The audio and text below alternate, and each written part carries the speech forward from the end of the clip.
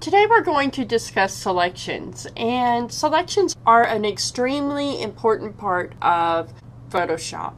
Knowing which tool to use, when to use it, and how to use it can save you so much time, and that's the ultimate goal. Now, there are several different tools within Photoshop to allow you to make selections. The first one is the Marquee Tool. And if you hold down your Marquee Tool, you'll see that there's the rectangular, elliptical, single row, and single column Marquee tools. To cycle through the different tools within the toolbar, all you have to do is hold down the Shift key and then whatever the shortcut key is for that tool. So holding down Shift M brings me through the two marquees that have shortcuts, and that is the elliptical and the rectangular. So I'm going to go ahead and select the rectangular Marquee tool, click and drag, and you see that a selection is placed around whatever I had selected by clicking and dragging. Command or Control D will deselect, and now I'm going to hold down Shift M. That will switch to my elliptical Marquee tool. Click and drag, and you'll see that I have an oval selection now around the area I clicked and dragged on. And this selection that you're seeing, this is called marching ants. So when you see the marching ants, that means that is the active part of the image now. Even if the entire layer is highlighted over here to the right, only the area that I've selected will be affected once it's selected. Command D to deselect.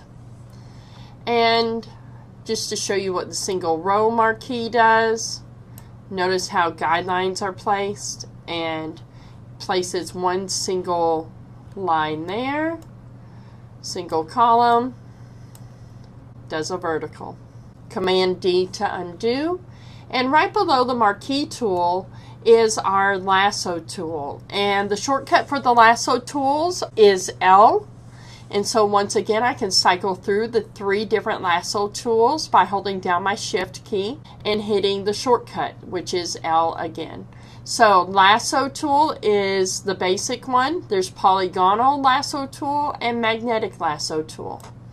And so I'm going to select just the generic Lasso tool, and you'll see that I'm just drawing a pretty rough selection around my flower. It's an organic selection method, which means I can pick where I want to place my selection just by clicking and dragging.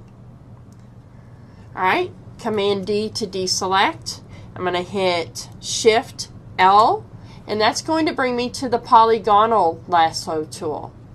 And I'm going to zoom in a little bit here, Command plus, and what you'll see with the polygonal Lasso tool is that you see all these straight angular lines. It's not organic at all. So if you're trying to outline something that has a lot of straight lines like shapes, squares, etc., then this is a great tool to use. However, if you're trying to do something that's more organically shaped, like our flower here, you're going to see that you have a hard time with getting that done. Now, if you'll notice, when I close my selection, the little circle appears out beside the polygonal selection tool or selection cursor. And that means that that's closing the shapes or the select, and that means that it's closing the selection off. So I'm going to click it, my marching ants appear, and I'm good to go. Alright, Command D, we have one more Lasso tool to take a look at. Hold the Shift L, and now you'll see I have the magnetic Lasso tool selected. I'm going to zoom in a little bit, hold down my space bar to arrange my image. And then I'm going to start where I want my selection to appear. And you'll see that as I drag my Lasso tool around the flower, it is placing selection points all around it, and it's doing that by contrasting the different colors of the pixels as it encounters them. So I'm just going to continue to go around, and I realize that it's pretty rough selection for time's sake, kind of quickly, and I can click if there's a specific area like down in these corners when I know I'm where I want my exact shape to be. I just continue to go all the way around. Again, I know it's not going to be exact. You see right here where it missed some.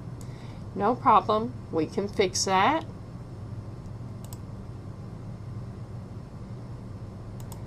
Almost through.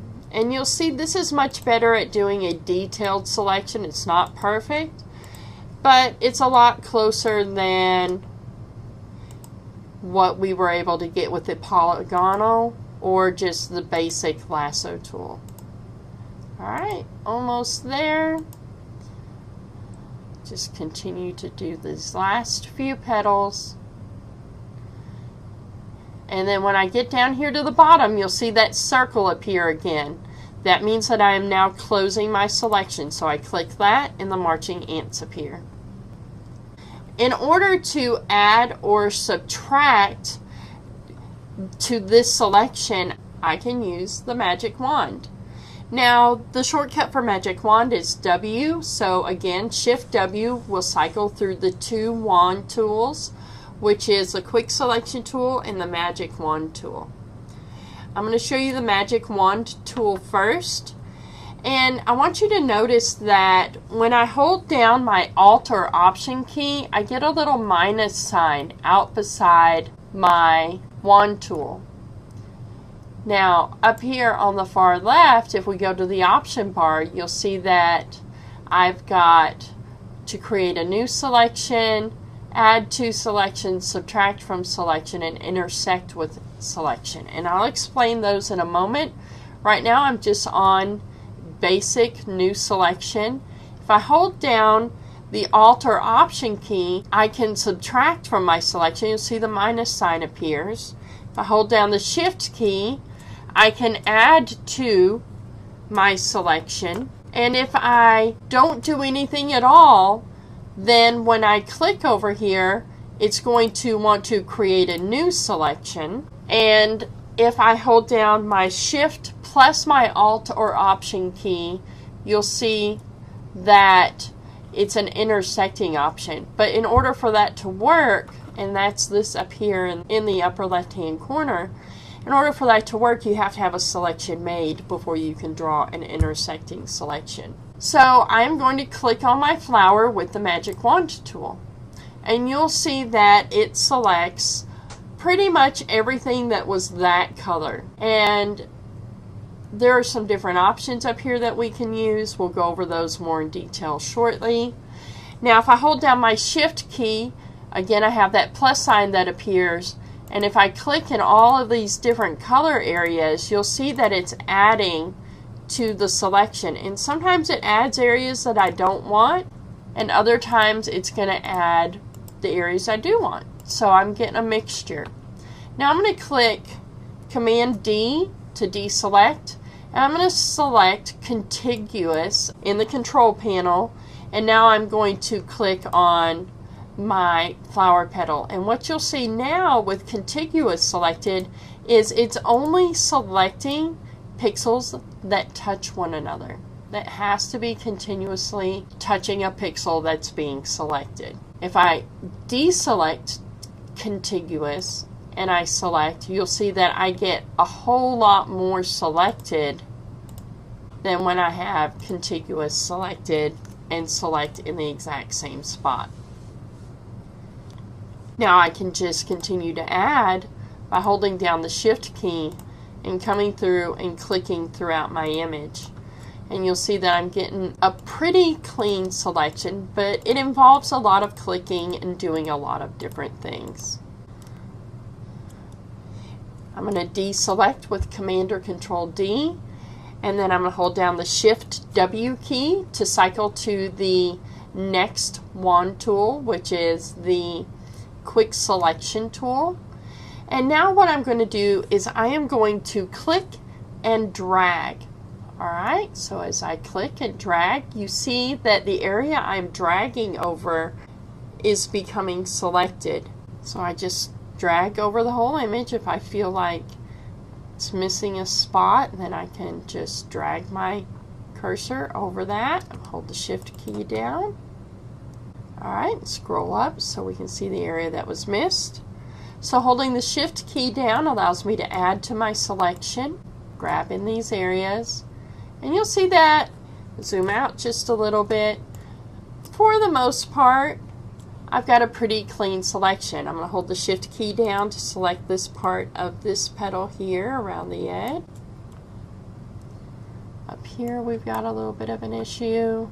Just going through, and I'm holding my shift key down and clicking on different parts of the image. Now right here I've got some part of the water selected and I don't want that, so I'm going to zoom in, Command plus, and you'll see that right here I've got the same thing going on. So I'm going to hold down my Alt or Option key, and you see my cursor now has a minus sign in it, and I'm just going to lightly click over the area that I don't want selected. I can hold down my shift, select the area that I do, and you see that as I go over different parts of this lily, it perfects the selection just a little bit. And I'm just alternately holding down my shift and my Alt key as I make my selection. If I make a mistake like that, I just hold down the Alt key and the minus sign appears.